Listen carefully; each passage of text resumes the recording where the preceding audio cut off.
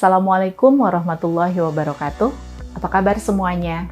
Insya Allah, kita semua dalam keadaan sehat dan siap untuk mempelajari mengenai materi topik akuntansi Islam.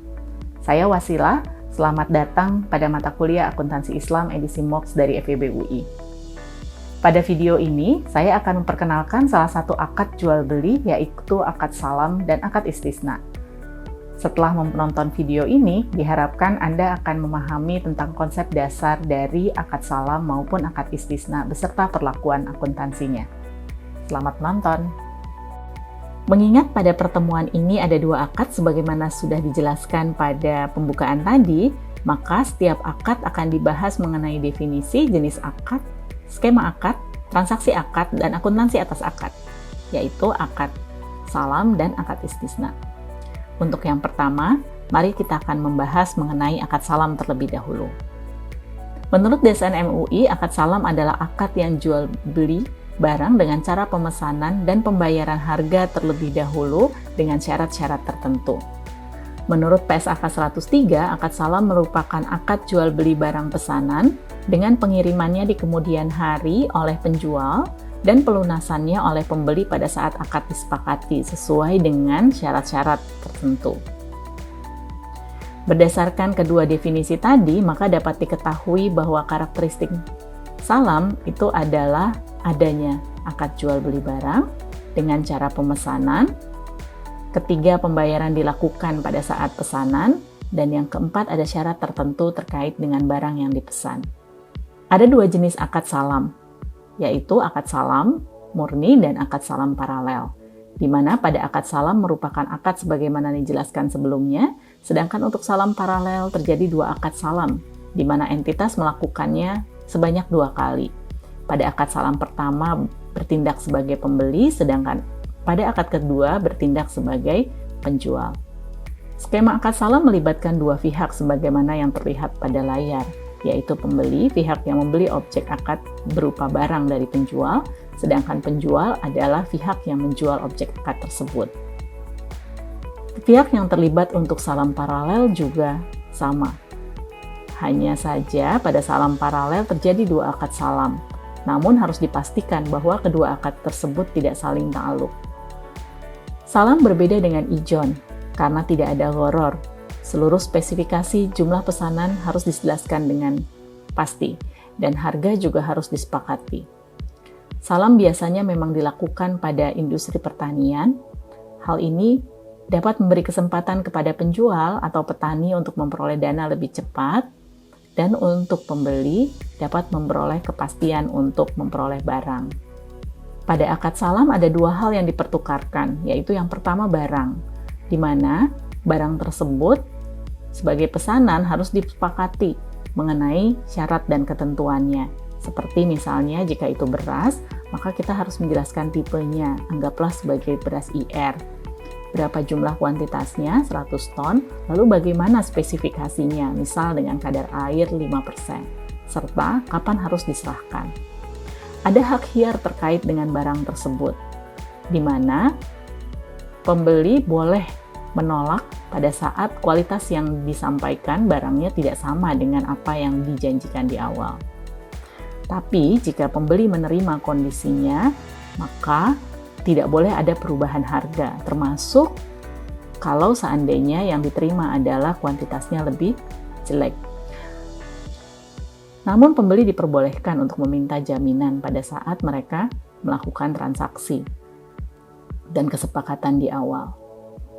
Yang kedua adalah yang dipertukarkan harga, di mana harga ini harus diserahkan pada saat kesepakatan dalam bentuk kas maupun non-kas. Dalam harga ini juga ada hak hiar. Jika ada perbedaan dengan nilai wajar, boleh diakui sebagai kerugian, namun jika ada keuntungan, ini tidak boleh diakui. Dalam harga ini juga boleh dikenakan denda, karena denda tersebut adalah sebagai bukti dari kelalaian dari pihak penjual. Namun denda ini tidak boleh diakui sebagai pendapatan tetapi sebagai dana kebajikan. Perlakuan akuntansi untuk akad salam mengikuti pernyataan standar akuntansi 103 revisi 2019, di mana PSAK 103 mengatur akuntansi atas akad salam terkait pengakuan, pengukuran, penyajian, dan pengungkapan, baik dari sisi penjual yang mengakui adanya utang salam maupun dari sisi pembeli yang mengakui modal salam dan piutang salam. Pembahasan kedua adalah mengenai akad istisna, dengan materi pembahasan sebagaimana yang terlihat pada layar. Akad istisna sendiri merupakan akad jual beli dalam bentuk pesanan pembuatan barang dengan kriteria dan persyaratan tertentu yang disepakati antara pemesan atau pembeli dan penjual atau pembuat.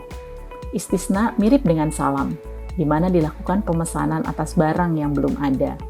Yang membedakan adalah salam berupa produk pertanian, sedangkan istisna adalah produk yang membutuhkan waktu untuk proses pembuatannya. Sehingga barangnya itu selalu dalam bentuk customized atau tailor-made, dan tidak bisa dijadikan objek adalah barang yang diproduksi secara massal. Untuk akad istisna sama seperti akad salam, bahwa dia mempunyai dua jenis akad, yaitu akad istisna murni dan akad istisna paralel, dengan ketentuan yang sama seperti akad salam. Jadi untuk akad istisna murni itu seperti yang dijelaskan tadi, sedangkan untuk paralel terjadi dua akad istisna paralel, di mana akad pertama adalah entitas sebagai pembeli, sedangkan pada akad kedua entitas sebagai penjual. Skema dari akad istisna juga sama dengan akad salam, karena melibatkan pembeli dan penjual di satu sisi, yang membedakan hanya barang yang dipesan saja, di mana salam lebih ke arah produk pertanian, sedangkan akad istisna lebih ke arah customized product. Istisna biasanya dilakukan pada industri manufaktur dan industri konstruksi, di mana pembuat memesan sesuai dengan spesifikasi dari pembeli, di mana bisa saja dia lakukan sendiri sehingga yang terjadi adalah akad istisna murni atau diserahkan kepada pihak lain untuk membuatnya. Nah, ini yang mungkin akan menyebabkan terjadinya istisna paralel. Tetapi pada akad istisna, begitu disepakati maka tidak boleh dibatalkan. Dalam akad istisna, maka sebetulnya ada dua hal yang dipertukarkan, yaitu barang. Barang itu harus disepakati. Misal jika itu adalah pembangunan rumah, berarti akan ditentukan spesifikasinya. Dibangun dari material apa, lantainya berapa, kapan harus diselesaikan, dan sebagainya. Ketentuannya juga sama dengan ketentuan pada salam, yaitu ada hak khiyar, di mana pembeli berhak untuk menolak jika tidak sesuai dengan spesifikasi yang disepakati. Tetapi jika pembeli menerima, maka dia tidak boleh meminta adanya perubahan harga. Begitu juga untuk jaminan, ini diperbolehkan, sama seperti salam. Yang kedua adalah harga. Untuk harga ini agak kondisinya berbeda dengan di akad salam. Harga itu disepakati dan boleh dibayar secara tunai, cicil, atau tangguh. Artinya tidak seperti pada salam yang harus diserahkan pembayarannya pada saat akad disepakati. Tetapi yang tidak diperbolehkan pada harga adalah jika pembayaran itu adalah merupakan pembebasan hutang, karena hal ini dikhawatirkan menjadi hilal riba. Sedangkan untuk hak khiyar perlakuannya sama. Jika ada perbedaan antara nilai wajar pada saat diserahkan dengan harga yang dibayar, maka boleh diakui kerugian, tetapi jika untung ini tidak boleh diakui. Juga kepada pembuat itu boleh dikenakan denda sepanjang denda itu adalah karena kelalaian dan tidak diakui sebagai pendapatan, tetapi diakui sebagai dana kebajikan.